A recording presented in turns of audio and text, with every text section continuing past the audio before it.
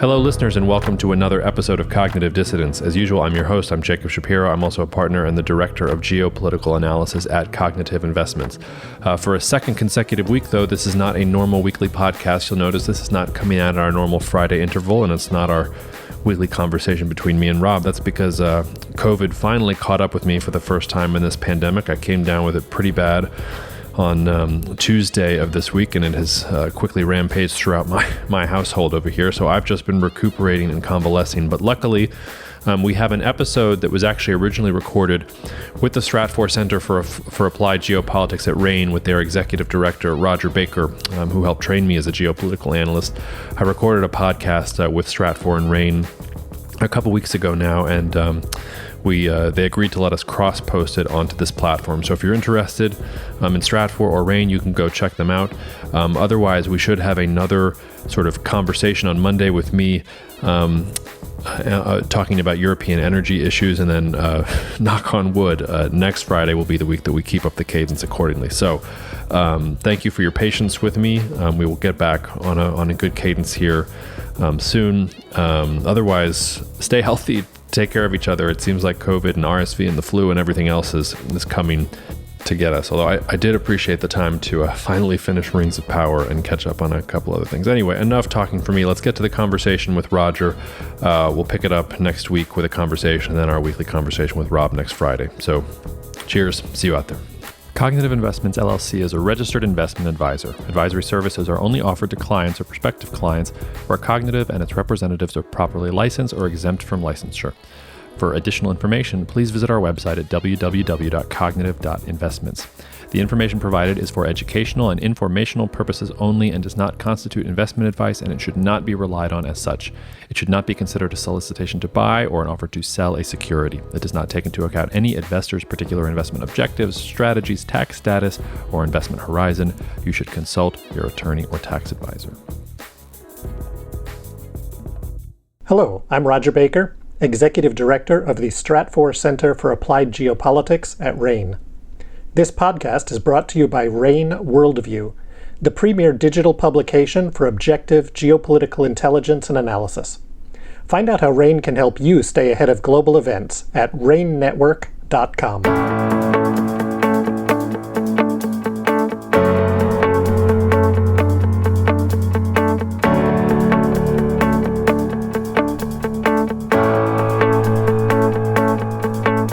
Well, this goes back to the question of what on earth Russia is doing, and I still don't feel like I quite understand what they're doing. It seems to me like they are repeating the same strategy over and over and expecting different results. It's broaching on the trite definition of insanity. Welcome to Applied Geopolitics, the podcast series from the Stratfor Center for Applied Geopolitics at Rane. I'm your host, Roger Baker. Earlier this year, there was a lot of concern that Europe was going to face a very cold winter without a lot of supplies of natural gas from Russia. Obviously, the Europeans have managed to make quite a bit of progress, actually, compared to some of the early dire warnings of what was going to happen to the Europeans. And of course, as we've seen, the Russians then are losing some of the leverage on energy that they thought they were going to be able to maintain. This is important as we look at how long Europe is willing to support Ukraine and how that conflict may ultimately play out, but also in looking at the ways in which Europe holds together internally or whether there are internal stresses within the European Union. So I'm joined today by Jacob Shapiro, who I'd like to welcome back to this podcast. Jacob is a partner and the director of geopolitical analysis at Cognitive Investments. Welcome back, Jacob. It's always good to be with you, Roger. So, Jacob, as you're looking at Europe, the European gas situation and European energy situation, and I know that we saw early on there were some concerns clearly that Europe would have to adjust its political stance perhaps on Russia or Ukraine. But the Europeans have acted fairly quickly, the rest of the world has acted fairly quickly, and it does seem to be that Europe has a little bit more maneuvering room these days. What are you seeing in regards to Europe, say, over the winter, and then perhaps looking a little beyond in regards to their energy security? There's a lot to unpack here, Roger, because there's Europe, there's what Russia is doing. There's all the other countries in the world that are trying to export LNG and take advantage of this. There's countries like China who are on long-term contracts and then they're getting more gas from Russia, but then they're selling their long-term contract LNG back around to Europe. So there's really a lot to unpack there. It's also a really interesting one from the perspective of geopolitics because this is one where we have to suddenly become experts in weather and pipeline infrastructure. And kind of everything else in between. So I will say one thing is, and this was actually something I remember talking with you about many times, which is that it's felt a little lonely being more bullish on Europe than the rest of the world. And in some ways that's disconcerting because you feel kind of alone and everybody looks at you askance. But on the other hand, the times that I've usually been right in my career are the times when I was the only one saying something and then it becomes obvious 6 to 12 months down the road. And I think the issue with Europe is not that they're not going to have a difficult time. And even if the current weather projections are right and Europe has a very mild winter, it's not even about the whole winter. It could, if there's just one cold spike in the middle of a very warm winter in general, that could be enough to send certain countries into crisis. So it's not like a uniformly warm winter is actually going to do the trick for Europe. We also need Europe to have good weather throughout the entire winter and no spikes. But I will say that I think the narrative is that European civilization was in danger of collapsing, that the European Union is going to come apart at the seams, that Russia is going to use their energy leverage to get Germany and France to encourage Ukraine to just accept Russia's conquests in eastern Ukraine. And none of that is happening. So it's not that I don't think Europe is problemless going into the winter. I just don't think the problems are as bad as everybody else has said. And it's a combination of things that they've been able to cobble together. They're sourcing LNG from other parts of the world, some of it from China, as I mentioned about them turning around and sending those long-term contracts for a nice little tidy profit. There are certain pipelines that have come online and others that they're rushing through. The Germans and the Dutch are renting new floating LNG terminals. Some countries like Spain actually built good LNG capacity ahead of time. So when you start to put it together, most of the countries in Europe are probably going to be okay. The ones that are not are those Central and Eastern European ones that really bet 100% on Russian natural gas, and Germany can afford to source gas from other places, but countries like Slovakia, like the Czech Republic, like Hungary even, those are the key pressure points that I'm watching most closely because they have the least room for maneuver versus a France or a Germany or some other country. But that's kind of the general lay of the land. So maybe I'll pause and stop rambling there and we can dive into whatever aspects you want. Sure. I mean, as we look at that, as you note, Central Europe or Western Europe has a lot more room to pay, at least in the near term, to pay the higher costs and get them over this hump. Eastern Europe, or the frontier of Europe along that Russian frontier, a little less so. But there seems to be also within that a bit of a split between that southern eastern frontier and the northern eastern frontier. If we think about the Poles, if we think about the Baltic states, they've been cautioning and warning about this over-reliance or over-dependence on Russian energy for a very long time, and have at least been attempting to make some adjustments, whereas in that southern part of the European frontier, certainly not so much. Do we see stresses, or do you see stresses forming between those two parts of that forward bastion of Europe as it is up against Russia?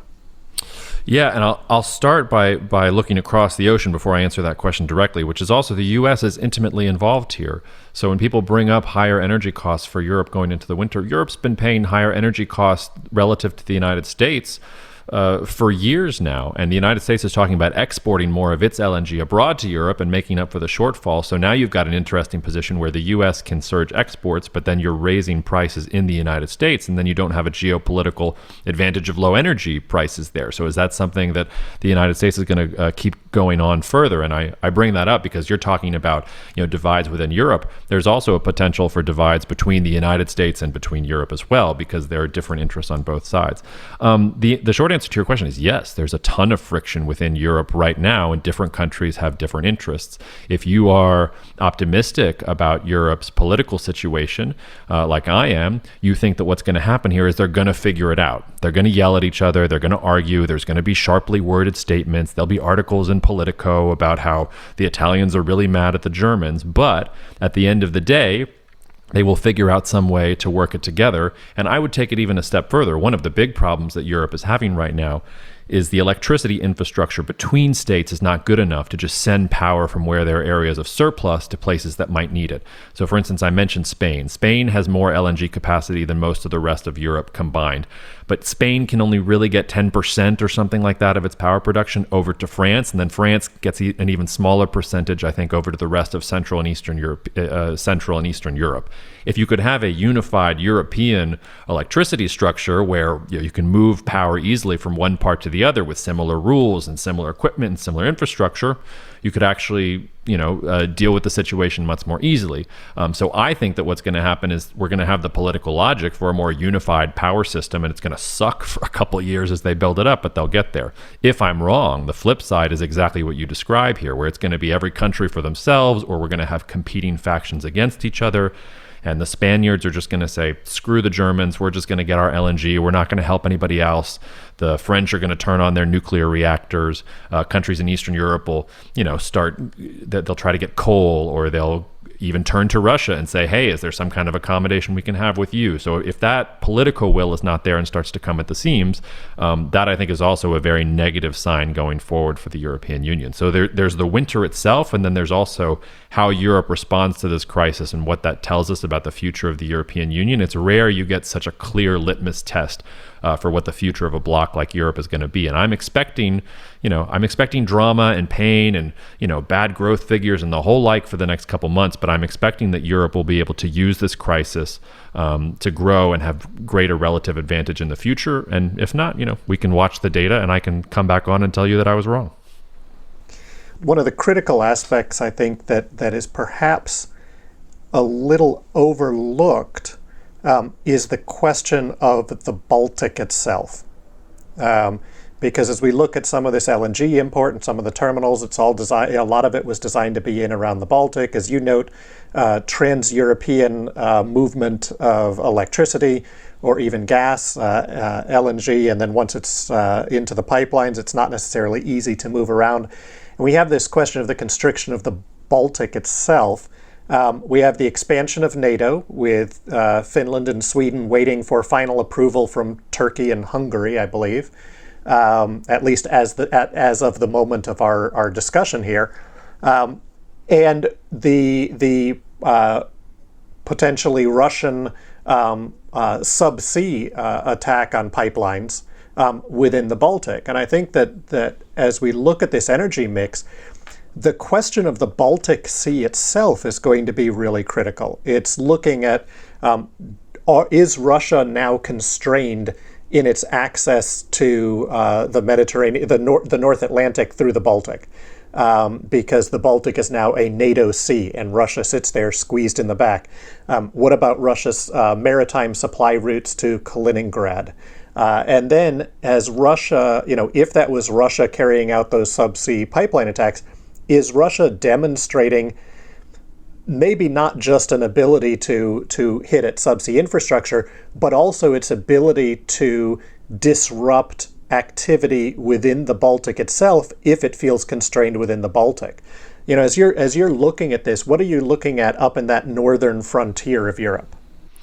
Well, this goes back to the question of what on earth Russia is doing, and I still don't feel like I quite understand what they're doing. It seems to me like they are repeating the same strategy over and over and expecting different results. It's broaching on the trite definition of insanity. Like you mentioned Kaliningrad. Countries like Poland are looking at Kaliningrad and are starting to salivate. They're seeing that the Russians have had to withdraw a lot of their best troops and throw them into the meat grinder in Ukraine, and they're still getting their butts kicked. So why not go after a Kaliningrad?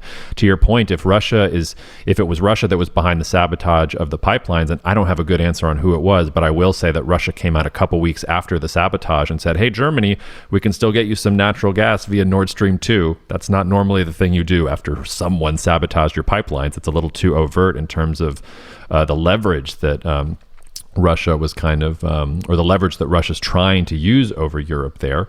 So it's just kind of, I don't quite understand what Russia's doing, but it does seem like Russia wants to do that. But the flip side of that, and I think this is a great point that you just made, their access to the Baltic Sea, it's already gone.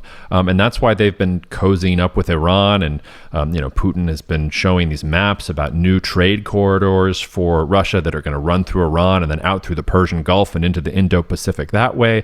It's why Russia's had to take Turkey much more seriously than maybe it ever wanted to, because if Turkey gets on the wrong side of Russia here, then they can close the Black Sea, and then Russia has that route that is kind of blocked to it. You mentioned the expansion of NATO. We might need to talk about the contraction of NATO too, because to your point, Turkey keeps gumming up the works for Finland and Sweden, and it doesn't appear to me that Turkey's on the same page as everybody else in the alliance. I don't know how much longer that works, but that's a different rabbit hole we can go down if you want. So no, I think you're right to point out the Baltic as a critical watch point, but all I see in the Baltic is evidence of Russia weakening and unable to really express its interest geopolitically, and to the extent that it is, it's just shooting itself in the foot. Do you see it differently? Am I missing something? Well, to me, I look and I say Russia recognizes, Russia has long focused on these critical access to maritime routes. And while we can talk about the Arctic and this new opening Arctic, it still doesn't necessarily give Russia the infrastructure doesn't necessarily connect to the Arctic to use the Arctic as their primary path to international trade or international security access or things of that sort. Yes, they floated their, giant submarine with the giant nuclear torpedo out, but it's not quite there. So Russia has long focused on finding ways to make sure these maritime routes are open. The Baltic is going to be critical for the Russians, and certainly they are constrained there, but I don't think that that makes St. Petersburg just go quietly into that good night. The same we see down, as you note, the Russians have seem to have somewhat taken a backseat to Turkey in the Caucasus, for example, perhaps in a way not to completely anger the Turks so that they can keep that access to the Black Sea. The Russians allowed the Turks to help facilitate that grain deal with the Ukraine to keep access. So there is this maritime component to Russia. Russia's always been this land power that doesn't have great sea capabilities, but it's always been desperate to keep these access routes open. As you talked about the Iranian route, right? The Russians looking at that Central Asian route run down through the Caspian to Iran, out into the Persian Gulf and into India. I know they've done at least one test of that route to India. So that re-raises the old great game with the British and the fight over access to the Indian Ocean basin. But I think that Russia will be focusing on these areas even as they see these other constraints. And the question for me is, does Russia at some point have to concede certain areas of land power to make sure that they're not completely closed off to these maritime routes? And that's a question I'm not sure, because again, we go into the funding issue for Russia. How does Russia keep its economy going in the long run when a large component of that was, at least in the near term, based on oil and gas, and some of the key technology for accessing that oil and gas, particularly in the far north, is no longer available to the Russians due to European actions and American actions? Yeah, again, like so much to unpack there. I mean, you talked about the great game and going through the Persian Gulf. Like that might have sounded good 3 months ago, but Iran, like who knows if that regime is going to last another 6 months? I mean, suddenly we have protests there. You look all around Russia's different maritime routes, they're not the big power in whatever region that they have those maritime routes. So if Turkey is definitely building towards a moment that it can shut down the Black Sea and handle a conflict with Russia. They might not be ready for it quite yet, and they want to be pragmatic, but they're there. Russia's not going to be able to get out through the Baltic if NATO doesn't want it to get out through the Baltic. I've said for years, like I'm sure that somewhere in China's Ministry of Defense, there's a map that has Vladivostok circled on it, and I'm sure the Chinese would like to take that back. The Arctic, also to your point, is completely closed off. I think the other part here with Russia, you're exactly right about their economy. They were thinking that this energy leverage was going to translate into political leverage over Europe. That's not really happening. And then meanwhile, the world seems to be going towards a slowdown in growth, maybe even a recession in the U.S. economy, maybe a recession beyond the U.S. economy. And so ththese high energy prices that they've had for a while, it's not clear that they're going to be able to keep them up. Russia and Saudi Arabia announced together that they were supporting a 2 million barrel per day cut in production for OPEC plus. Oil's gone down since then, so we're lopping off 2 million barrels a day, and we can't even keep the price up at the current situation. So I'm getting more and more pessimistic about not just the future of the Russian economy, but the future of the Russian state. I've been, on my whiteboard, I have scenarios from, is this another 1917 Russian Revolution? Is this another era of warlordism where Russia breaks up and different countries pick off whatever territories they want? None of it looks good on paper to me to Russia. It seems like they're depending a lot on national resilience and humor to get through what looks like a very difficult situation strategically. Right, and perhaps their only backstop right now is China, and that is a backstop that I think that Russia would rather not have to accept, because, as you note, the Chinese-Russian border is not necessarily sacrosanct, and Chinese core interests don't necessarily always overlap Russian core interests. And I think we're seeing that stress these days in the change of activity in Kazakhstan, where the Kazakhs have gone from inviting Russian forces in to help manage civil unrest to effectively telling the Russians that the Russian government that they're unliked and unwanted. And part of that confidence from Kazakhstan, I think, comes from the perception that Russian forces are much weaker than everyone thought they were, but also from the economic and political backing of China. And it would seem to me that as Russia is, expending capital on that Ukrainian frontier, it seems to be facing increasing challenges and weakening its capacity along the rest of its southern frontier from the Caucasus through Central Asia. And in the long run, that's an extreme threat to Russia's perception of its core interests. I don't know if you saw this. I mean, you're right about Kazakhstan, but it's not just Kazakhstan. Did you see I forget what the name of the summit was, but all the Central Asian states and Putin were all together having some meeting, and the president of Tajikistan went off for like 5 to 7 minutes, just in front of Putin's face, just like criticizing him, lambasting him, talking about how Russia hasn't done anything for Tajikistan. Kazakhstan is at least the largest country in the region, has energy resources of its own, wants to play its own game, but even Tajikistan is giving Russia the middle finger in the region. There's also a certain element of Russia, rightfully so, has critiqued U.S. foreign policy and U.S. wars in Iraq and Afghanistan for years, but they've turned around and made the same basic mistake. And the mistake is not just the decisions Russia has made; it's a sense of hubris. When I don't think I'll get invited to Russia again anytime soon, but the last couple of years I went to Russia once a year, and one of the things I was always most struck by is I would ask them this question about China. Aren't you guys worried about China? Don't you get that there's a giant on your border? The United States is worried about China. We have an ocean between us, but you guys share a border. You guys have fought conflicts over this. And all the Russian analysts I would talk to would say, the Chinese don't understand geopolitics. They're the junior partner in our relationship. We have to build them up over time and help them become sort of a larger geopolitical power. There's something demented in that worldview, in the same way that I think there's something demented in the idea that Russia could conquer Ukraine, and there's something demented in the view that Russia can use energy as leverage over Europe, and that's going to make Europe want to cooperate with Russia rather than do the exact opposite. So there's just a lot of hubris there with Russia and a lot of mistakes that are being made, which also challenges our entire geopolitical method. Putin has done continually all the things I wouldn't have expected a Russian leader to do, but he's doing them, I guess, because he thinks it's what's in Russia's best interest. I've struggled to push that through myself in terms of an analytical explanation. Well, I wonder too, and this probably takes us off into a more theoretical realm than in the immediate concrete impacts. But as we look at this, the Russian behavior, particularly in this Ukraine crisis, clearly reflects either an inability or an unwillingness to assess reality. Right, the choice not to gain air superiority before flying a bunch of helicopters full of people into Kyiv.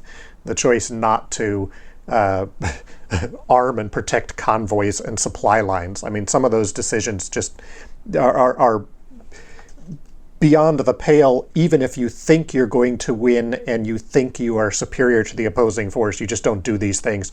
So clearly Russia has appears to have reached the point where nobody tells Putin anything other than what he wants to hear, and you get that reinforcement, and you get mistake after mistake, error after error, which ultimately either leads to, the implosion of Russia, or some really radical, actions where all of his threats about using nuclear weapons turn out not merely to just be threats, and then we change the whole question of how to think about nuclear conflict and nuclear deterrence.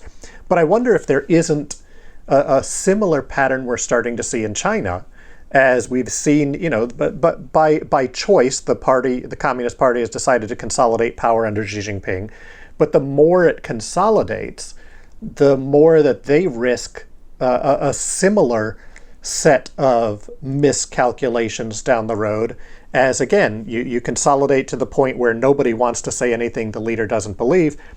And in the end, for both Russia and China, then, I guess the theoretical question is, they've been emphasizing that their style of government, that more, in the West we like to call it autocratic, whatever they want to call it, I believe they call themselves democracies, but that style of government is more stable, more socially stable internally, and more stable and long-term thinking internationally, whereas Western governments, the United States, the Europeans, are full of chaos. And in the day-to-day, we certainly see that political chaos in the West.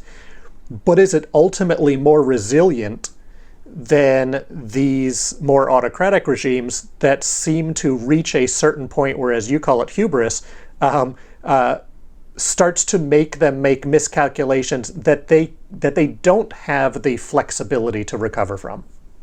You've probably thought more about China than I have, so I'm curious to get your take on what I'm about to say, which is that it seems to me that China, you're right, that Xi Jinping is consolidating control, but it seems to me he's doing it a bit more strategically, and there isn't that level of hubris that is there with what Russia's doing right now. Now, the downside of what Xi is doing, that if he gets hit by a bus tomorrow, or if he contracted COVID and died from complications of COVID, if we want to have a more realistic scenario, he really has imbued a lot of Chinese state power in himself. So there's a lot of risk in one person. But when I think about his background, when I think about the fact that, his family suffered from Mao's, never-ending chaos and purging of the Communist Party, it's always seemed to me like Xi recognizes that the way China functions right now is not working, and that he needs a requisite level of control to change the direction of the ship, and then maybe hand it back off over once he's been able to make those difficult decisions. And I've also wondered if there isn't some aspect of Xi where he wants to become the lightning rod of all the changes the Chinese Communist Party has to force through to make the economy work in the current, because they've already gone through all the low-hanging fruit from the export growth model, that's all gone. So they really have to fix the economy and do some major structural things and redistribute wealth. And I wonder if she's not only just taking control over everything, but also wants everyone to understand that the buck stops with him, and that when he goes away, maybe he can do a Deng Xiaoping type move, or he can pass power to a Deng Xiaoping after him, because he has fixed some of those structural problems, and he's trying to do it without all of the chaos that came with Mao. That's a very rosy interpretation of what he's doing. He might just be another autocrat who's trying to focus power on himself, but I don't see that. And a great example is, Russia has invaded Ukraine because they had high oil prices and they wanted to use their leverage now. What is Xi Jinping doing with his power right now? He's facing a real estate property crisis, and he's not taking out the credit stimulus bazooka. He had a major challenge with Nancy Pelosi going to Taiwan. Wasn't nearly as bad as me and plenty of other analysts thought. We thought we were staring at a fourth Taiwan Strait crisis. It's been pretty pedestrian. He seems to be focused on other things internally. So I don't see that hubris out of Xi Jinping. I see a more thoughtful, more cautious leader who is trying, I think, to make some changes and then hand off to a next generation. But I could be wrong. I mean, I'm reading tea leaves there. So tell me if you think, if I've convinced you at all that that's what's going on, or you really think he belongs in the same camp with Putin? I think it's always risky for Caesar to take power temporarily to fix problems and then assume that he will just give it up afterwards. And Putin didn't come in to create chaos in Russia, for example, right? He came in to fix Russia from its historic problems and to rebuild faith and trust in Russia. And there were periods of time in Putin's, 54 terms as president or premier or whatever he's been, where it did look like he had been bringing Russia back to that big power status, but not necessarily in a way that totally miscalculated the rest of the world. I mean, 2008, even 2014, if it weren't for the shoot down of the airliner, I think Russia would have come out much, much stronger out of the 2014 crisis. The Europeans wouldn't have been as willing to put the constraints on Russia as they were after the airliner incident. So yes, I agree with you. Xi Jinping came in to be that centralizing force, to be the one who takes the willingness to fix things that a consensus government couldn't. But over time, the problem is that everyone in the Chinese bureaucracy is judged effectively now on adherence to those core ideas, rather than on creative and alternative thinking. And so we'll be watching really closely as this next era of the third term of Xi, and how does the Politburo work, and are we seeing any form of factionalism reforming? Are we seeing pushback, or are we seeing this constant constraint? And I think the place that we see it tactically is in the zero COVID policy, where clearly there are strong voices from lots of parts of the Chinese economy and political spectrum that are long done with zero COVID, and the central leadership has made a decision not to alter that. And whether that's based just on Xi Jinping doesn't want to change who he is, or whether it's based on the fear of even a 2% added death rate in China would be a lot of people. Clearly, there's some tension there, and we've seen it especially strong in Hong Kong's relation with China, which is something that Xi had tried to strengthen. Yeah, I think that's a great point. The zero COVID thing, though, I mean, I get where she's coming from with that. I mean, China is a country of mostly only children that respects its elders very well. They have a healthcare system that is not that great. They haven't been able to produce a vaccine that is particularly effective. To cut against the idea of Xi as authoritarian, you would think that if China was this autocracy that was as powerful and as centralized as everybody talks about, you would think that they'd be able to get vaccination rates even for their crappy vaccine up. They're not. I think it's like, 55-60% of Chinese people over 65 or something like that have gotten the vaccine. That's not a particularly good rate. And one of the confusing things to me is I don't understand why China hasn't tried to go and get the vaccine from countries that are making it well. Like, I get that you don't want to swallow your pride here and get the vaccine from Pfizer or Moderna or whoever, but then you actually could kind of turn around and maybe reopen the economy. But this gets right to your point about creativity and innovation. For all the chaos we have in Western democracies, we turned around and we created the blueprint of a COVID vaccine. I think Moderna or Pfizer said they had it within a couple weeks after they'd sequenced the virus. And China doesn't have that innovation. They don't have that tech. They don't have the type of system that allows you to generate those types of things that are transformative.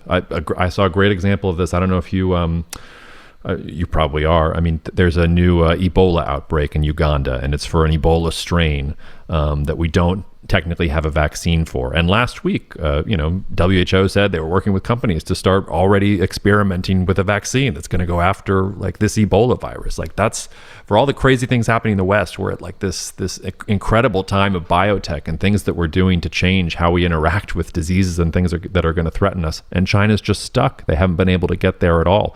So there's a little bit in all of that about how China's strategy is not really working. It might look good on paper for Xi Jinping to push the paper, but when the rubber actually meets the road, it gets more difficult. But I know we're probably running up on time, Roger, but I would just turn around and ask you, how did the transition then to Deng Xiaoping work in China? And do you think there are any lessons for China going forward? Because that's sort of an example, not where a Caesar gave power back, but where you did have a reformer who had sort of an iron will and controlled things, but then also let the system be creative and innovative and lead with growth for a while. Do you think there's any kind of turn for China from that regard? Or it's just, the world is deglobalizing, China's this enemy for a lot of different countries in the West, and that space has been closed, and that's why Xi has to double down? I think, we have to look at the difference in the time as well, right? So I'm a big fan of using historical analogy to study, but also of taking Ernest R. May's advice and being really cautious about which analogies I use, or whether I look at the analogies within the correct context. And if we think about the Deng era first, the Deng era emerges coming out of the total chaos of the final years of Mao and the Gang of Four and everything else. So it's a recovery moment. And second, it was a moment where China had recognized both its internal weakness and its international weakness. And that's why Deng comes out with his dictum of bide time, wait, right? Wait until we're strong and capable, and then push ourselves out. And Deng effectively chose both of his successors. So he chose Jiang Zemin, he identified Hu Jintao, and both of those leaders only had to not do something stupid to be guaranteed to be the leader, right? So you had 20 years of continuity pre-planned coming out of Deng, and then that concept of collective leadership within there. So he actually, in many ways, was made sure that his influence stayed quite a while longer. And if you remember back, Jiang Zemin tried to make his thought sacrosanct, and nobody really cared. Hu Jintao did, just stayed quiet. And Xi Jinping is this first return of individualist leadership. And I don't think it's any coincidence that the other person who probably could have taken this role was Bo Xilai, and he also had that same super individualistic, charismatic component.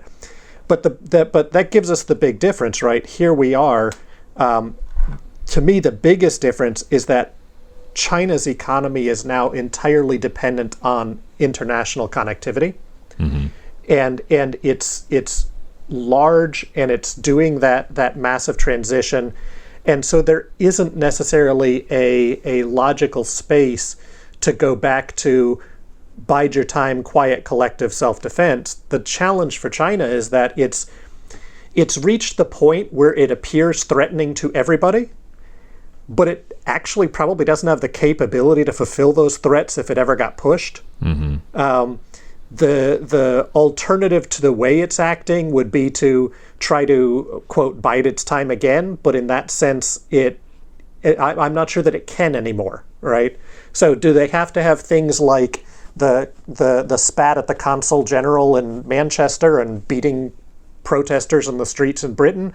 Probably they don't need to go to that extreme, and it's not beneficial for them. But I do think that the context is such that it would be very hard to see that shift back to a quiet, internally focused China. And just as a percent of the global economy, I'm not sure how that happens. And then finally, the West has already made its decision to start to take direct action against the Chinese economy and against its technology and its future. And barring a massive change in Western politics, China now must defend against that. And I don't see China defending against that by giving up or capitulating. No, they can't, but we're all interconnected. I mean, the West has gone after China. I mean, I think those semiconductor restrictions that came out from the Biden administration recently really went right at the core of what the center of all of China's plans for economic rejuvenation are. It's also, I feel like it was just June or July that the Biden administration was tossing around the idea of actually lowering some of the tariffs on Chinese goods, the Trump era tariffs. It's amazing how far the Biden administration has come in the last couple of months versus trying to ease the trade issue to fix supply side issues for inflation to actually doubling down now on the trade war with China. And it's going to be a race between who has the IP and the innovative tech versus who actually makes the stuff and has the experience making the stuff for the last 20, 30 years. So the Chinese make the stuff, but it's designed in the United States. China's still dependent on European companies like ASML for certain parts of the semiconductor supply chain that would take them years to fix the situation. So we're all kind of stuck together, and now all the sides are kind of going one for each, or it's all everybody doing things for themselves. And to your point, like China, to get to that next stage of its economic growth, it has to ironically be the defender of globalization, like the economy that wants the world to globalize, even as we're getting protectionist, U.S. industrial policy and protectionist European policy. I think that's the one thing China has in its back pocket here. It can say, okay, if the West wants to self-segregate and they want to build walls between us and the rest of the world, fine. Let's go out and let's be friends with Brazil and South Africa and India and anybody else that cares more about doing business and economic growth than about whatever the West is selling. But to your point, that's difficult when everybody's looking at China and thinking, are they going to take over the world? Are they going to take over Taiwan? What are their true intentions? And that's one thing that China doesn't have a lot of experience in: how to sell the Chinese story, how to sell China as the country that you want to be friends with. Because the United States, its soft power has been there for a long time. So the Chinese need to stop making movies like Wolf Warrior and make movies about how China's going to make the desert bloom in Africa or something. That would be a good first step for them. Yeah, soft power is another topic. Well, Jacob, I think we've come to the end of our time. I do want to let's pencil in sometime in the future to go over future Russia scenarios, because it's well worth having that discussion. I know that there are already concerns that if Russia is, quote, pushed too far, or if Russia collapses, the dissolution of the Soviet Union was a relatively peaceful process that managed the effective distribution of Soviet nuclear weaponry. It's not clear a dissolution would be as managed and peaceful this time around. And there are huge questions about nuclear arsenals, not just about the future economy of Russia. So definitely something for us to come back and talk about at a future time. Yeah, anytime you want. Can you imagine Kadyrov with nuclear weapons? I'm gonna stay up tonight just thinking about that. Jeez. Well, anyway, thanks for being here. Always good to be with you, Roger. Talk to you soon. And thanks for listening. We've been talking today with Jacob Shapiro, a partner and the director of geopolitical analysis at Cognitive Investments. Thank you so much for listening to the Cognitive Dissidence podcast, brought to you by Cognitive Investments. If you are interested in learning more about cognitive investments, you can check us out online at cognitive.investments. That's cognitive.investments. You can also write to me directly if you want at jacob@cognitive.investments. Cheers, and we'll see you out there. The views expressed in this commentary are subject to change based on market and other conditions. This podcast may contain certain statements that may be deemed forward-looking statements. Please note that any such statements are not guarantees of any future performance, and actual results or developments may differ materially from those projected. Any projections, market outlooks, or estimates are based upon certain assumptions and should not be construed as indicative of actual events that will occur.